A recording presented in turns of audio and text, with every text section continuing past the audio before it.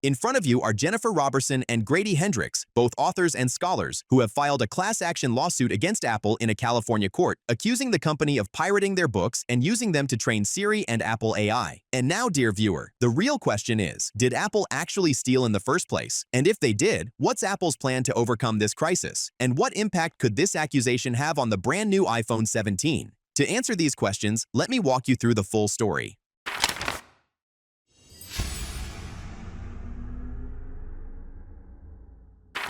On September 5, 2025, a lawsuit was filed against Apple, according to the American outlet Reuters, after Apple was accused of using the Books 3 dataset. But what is Books 3? Let me explain. Books 3 is a massive dataset built from pirated books, used to train artificial intelligence models. It was available online until it was taken down in October 2023. Among those pirated books were works by Jennifer Robertson and Grady Hendrix, which gave them grounds to file a lawsuit against Apple. The claim against Apple is strong, but still an allegation open to challenge, because Apple had previously stated that it respects copyrights and does not use content without publishers' consent. So how will Apple respond to this crisis? One of the strategies it may rely on is the fair use argument, as well as technical defenses, similar to what its peer Anthropic did. But what does fair use actually mean? Let me break it down.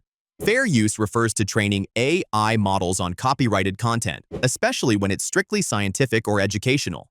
The outputs of AI are not exact replicas of the book's content, but rather summaries, rephrasings, or ideas extracted without literal copying. Now, here's the bigger issue. This lawsuit directly targets Apple Intelligence, the AI system embedded in the iPhone 17.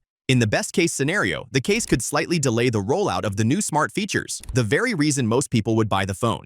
In the worst-case scenario, sales of the iPhone 17 could drop compared to the iPhone 16, since the lawsuit may damage Apple's marketing image. After all, Apple has long branded itself as the provider of the safest AI, but this case could make buyers suspect that Apple, too, might be relying on the same stolen datasets as other companies before it. Do you know how many units of the iPhone 17 Apple has already manufactured? And can you imagine the scale of losses if those don't sell out in the first month or two after launch? Personally, I believe Apple is extremely skilled at turning crises into marketing opportunities. It could strike deals with publishers and promote itself as the most secure player in a chaotic market.